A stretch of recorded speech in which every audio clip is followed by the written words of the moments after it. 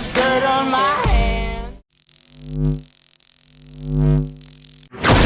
Hello YouTube, Boss Rino. Welcome to my channel. Ito, reaction video na naman kay Goosebumps Top 5. So, ang pamagat nito ay hinatak ng multo. Hinatak ng multo ang bata sa ilalim ng kama. So, ito, para nakita ko na to na teaser lang. So, subscribe nyo ang Goosebumps Top 5 at napakaganda ng boses ito. Boses pa lang dito. Matatakot na kayo. So, huwag natin patagalin to, tirahin natin to bago pa tirahin ng Mga videong inyong matutunghayan ay para lamang sa mga taong matatagang loob dahil maaari itong magdulot ng disturbance sa inyong mahimbing na pagtulog. Grabe sa boses, no? The Security. Ang videong ito ay Yan ang mga security guard dapat. Yung mga ganyan talaga dapat. kuha sa trabaho ni Neshia sa Oak Court Mall sa Memphis, kung saan siya ay nagtatrabaho ng panggabi bilang isang security staff. Buong gabi naman daw maayos ang shift niya pero may kakaiba siyang nararamdaman sa isang bahagi ng mall. Ang sabi niya may nararamdaman siyang presence sa kwarto dito. Mag-aalas 7 na ng umaga, ilang minuto na lang ay matatapos na ang shift niya. Kaya nag-final rounds muna siya. Habang ginagawa niya to, eto na nga ang nangyari. Parang nanakbo siya, no? Oy, bumukas yung pinto.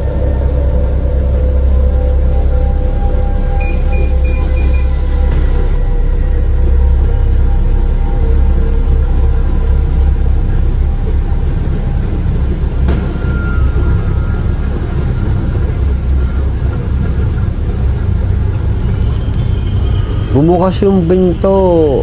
Tumara. Ayan o, gumagalaw yung pinto o. Oh. Malamang wala namang hangin dyan. Mall yan eh. Bigla na lang nagbukas ang pinto sa may bahagi ng hallway ng mall pero wala ka namang makikitang nagbukas nito. Nasaksihan nga ni Neshia ang lahat dahil ito ay nangyari sa mismong harapan lang niya.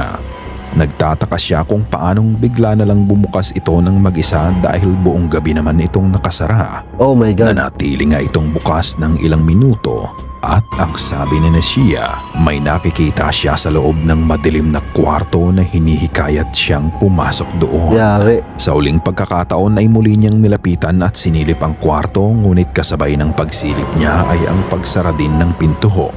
Matapos nga nang nangyari ay naparadyo na lang siya sa mga kasamahan niya. Ano sa tingin niyo ang nangyari? Ito ba ang pabaon ng multo sa mall kay Neshia bago siya umuwi ng araw na yon? O may paliwanag? Grabe yun. Walang hangin dyan. Ikaw na ang humusga. Spirit Orb. 4 na taon na ang nakalipas nang may makunang kakaiba si Colleen sa bahay nila at 4 na taon na din siyang nagtataka kung ano ito. Isang beses habang chinecheck niya ang kanyang telepono ay muli niyang nakita ang video na nakunan niya sa CCTV at ito nga ay pinost niya sa isang social sharing website. Eh, nasa gilid. Oo nga, no? Sa video, makikita mong isang maliit na orb ang nabuo sa itaas ng kitchen island. Napaka-graceful ng galaw nito at para nga lang itong apoy ng kandila. Tuwing mag-iiba ito ng posisyon ay makikita mo rin na nag-iiwan ito ng trail ng ilaw o buntot nito. Ang lalo pang nagpaintriga sa mga nakapanood nito ay ang pagkakaroon ng reflection nito sa island. Marami din ang mga naglabasan para i-debunk ang video, ngunit marami ang hindi sumang-ayon nang sabihin nila na ito ay sapot lang ng gagamba. As you can see in the video, para nga itong may sariling isip. Pero what do you think mga ka-Goosebumps? Is it a spirit orb or is it something else? Yung galaw ng orb parang galaw ng mga nakakamangha sa pelikula. Sobrang graceful. Humanoid shadows. Kakatapos lang ng trabaho ni Leonardo sa isang junkyard nang maisipan niyang mag-live para ipakita ang kasalukuyang nagaganap nung gabi na yun. Ang sabi niya, meron siyang nakikita sa pagitan ng trailer at ng kotse pero hindi niya alam kung ano yun. Noong una akala niya ay mga magnanakaw to Pero kalaunan ay nagbago ang opinyon niya dito. Panoorin ang No voy a kanyang hacer el video. video porque luego dicen, ya me asustó el gato, luego dicen que es mentiras, pero miren, estoy acá afuera del yunque y miren lo que se mira. No sé si cansan a mirar ustedes, pero mira, me arrimo, mira, mira, Ano meron? Uy, minagalaw. ¿se mira eso?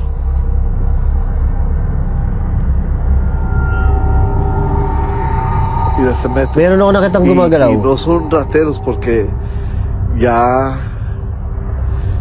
corrí para atrás, me metí con la troca y cada vez que me arrimo,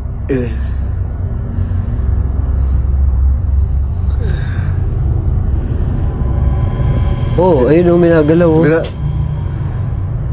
Ano ba? Anino? ¡ay! Oh, anino? ¡Ay! Y hace un ruido bien feo, la verdad. Y no son rateros, o sea, pues, no son los rateros. ¡Ay! ¡Qué feo se siente! Yung kanyang yung kanyang reaction is sobrang legit. Ganyan yung mga natatakot na medyo natatawa sila pero natatakot talaga. Parang ganyan din ako eh. Mire, mire, atrás de la troca, mira.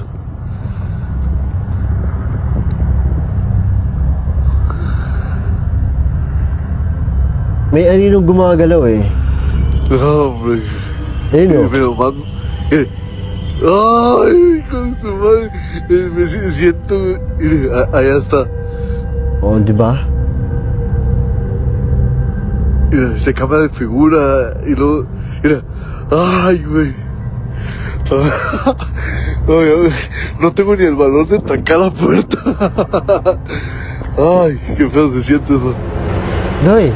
Tignang mabuti, may mga aninong labas-masok sa pagitan ng kotse at ng trailer. Malinaw mo nga itong makikita, Pero, ngunit anino nga- kapansin-pansin na wala itong distinct na features. Ito ay kulay itim lang na parang nga lang anino. Ang nakakapagtaka, ang kilos nito ay parang sa tao pero wala itong katawan. Ito nga daw ay ang shadow people, mga human-shaped silhouette na nabubuhay na parang tao.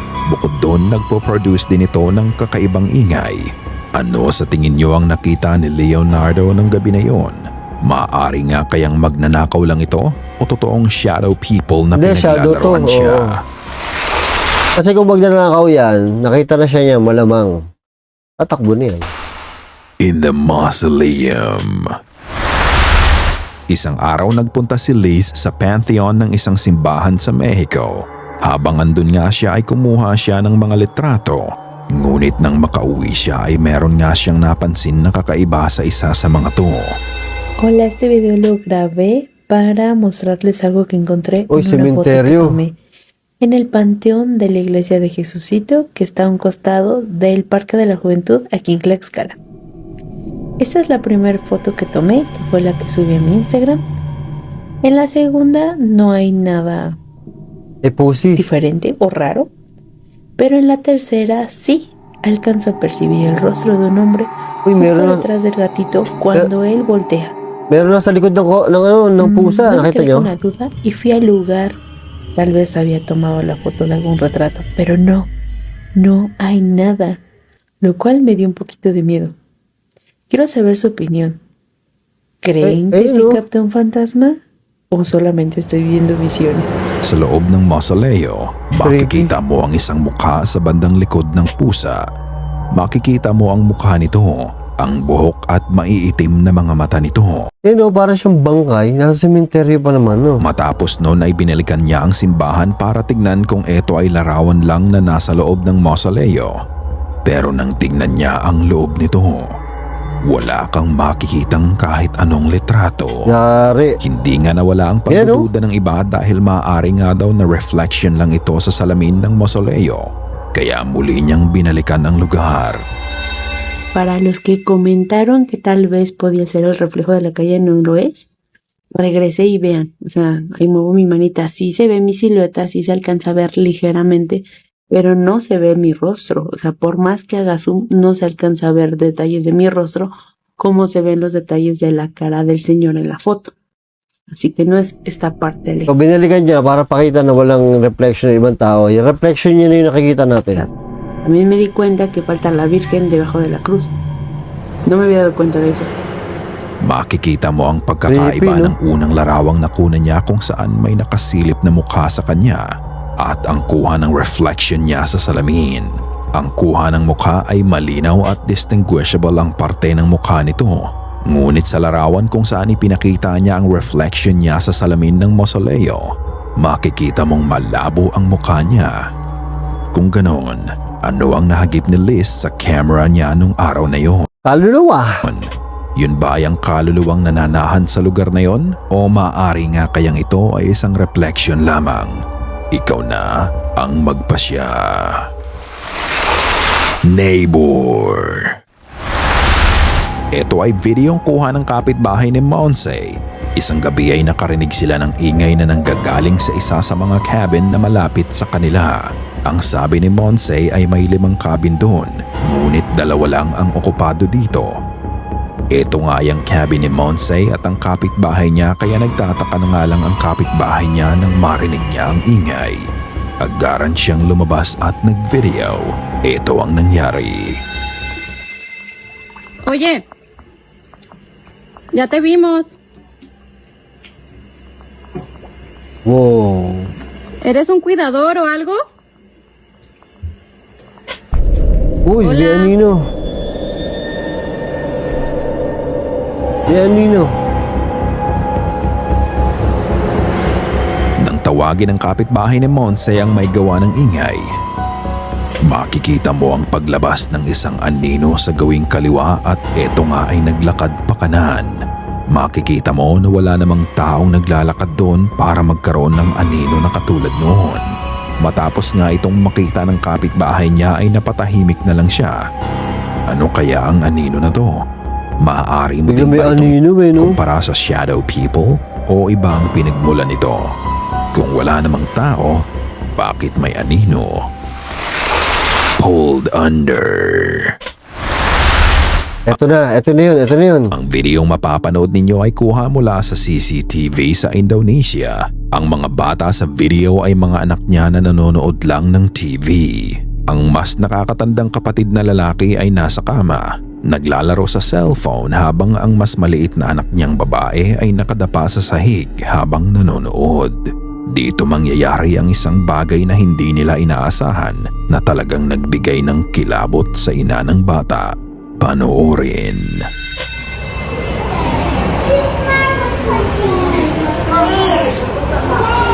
Astagfirullahaladzim.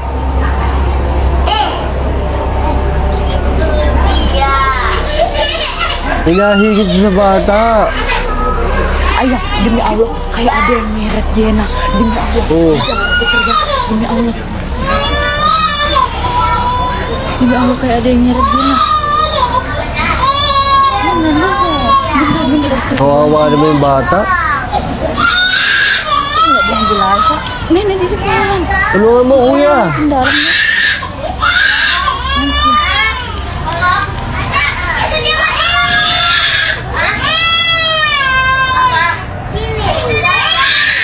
Ito ang nenek.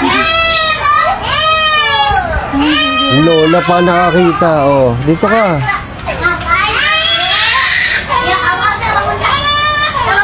Wala, layo. Uy, huwag mo iangat na. Demi Allah, kayak ada yang nyeret. Sumpah demi Allah. Bukan dia pergi. Abang Asli. Ang layo. Siapa nih? Kita nggak. Huwag mo yung urong, baka maipit. Ah, ang layo ng bata, oh. Habang nanonood ang bata, parang may kung anong puwersa ang bigla na lang humatak sa mga paa nito at hinila siya sa ilalim ng kama. Makikita mo na Oh. nilabanan pa nga ng bata ang paghatak sa kanya at napaiyak na nga lang ito. Sinubukan pang gumapang ng bata palabas sa kama pero mas malakas ang puwersang humahatak sa kanya. Napahagulgol na lang ang bata dahil sa takot nito hanggang sa tuluyan na nga itong mapailalim sa kama. Ang nakakapagtaka pa, nang dumating ang lola ng bata, sinubukan itong hilahin ang apo niya palabas sa kama, ngunit kahit siya ay hindi niya ito magawa. Ibig sabihin, kung ano man ang may kagagawa nito ay may sapat na lakas para labanan ang paghatak ng lola ng bata. Kinakailangan pang ang buhatin ang kama ng kanyang ina para tuluyang makuha. Akala ko, para kasing umaatras yung bata kanina eh. Yung unang atras, parang tinulak niya yata yung sarili niya paatras. Ngayon, hindi naman siguro siya tutuloy atras kasi lumalalim siya sa kama. Diba? Kasi kung bata yun, possible gumapang na lang yung paano eh. Palabas sa kama kung natakot siya sa loob ng kama. Eh hindi eh, dire-diretso hanggang doon sa dulo, no? Ang bata, makikita mo na halos nakadikit na nga sa pader ang bata bago ito buhatin ng kanyang lola. Ano sa tingin mo ang nangyari? Ito parang Ito ba ay umurong pa gawa siya eh. ng masamang elemento na nakatuwaan Pero ng ito hindi pobreng na eh. bata? Ayan o, parang Sa umaatras na nangyari siya ito, eh. siguradong magkakaroon ng phobia ang bata. Ano sa tingin nyo mga ka-goosebumps? Ito ba ay totoo o gawa-gawa lamang? Imposible mong gawa-gawa yan, bata yan. Nagpaprank yung bata. Katulad ng lagi kong sinasabi, ikaw na ang magpasya. Ikaw na ang bahalang humusga. Diba? Noong una, kala mo, siya yung tumulak sa sarili niya pa atras. Yung unang-unang atras. Yung mga sumunod, parang hindi na eh. Parang may mihila na eh. No? Diba? Creepy to, itong part na to. Pag bata talaga nakakatakot eh. Kasi malabong scripted dyan eh. Scripted ng bata. Ang galing naman yun. Diba? So yan, thank you sa panonood at see you next video. I came from the mud. There's dirt on my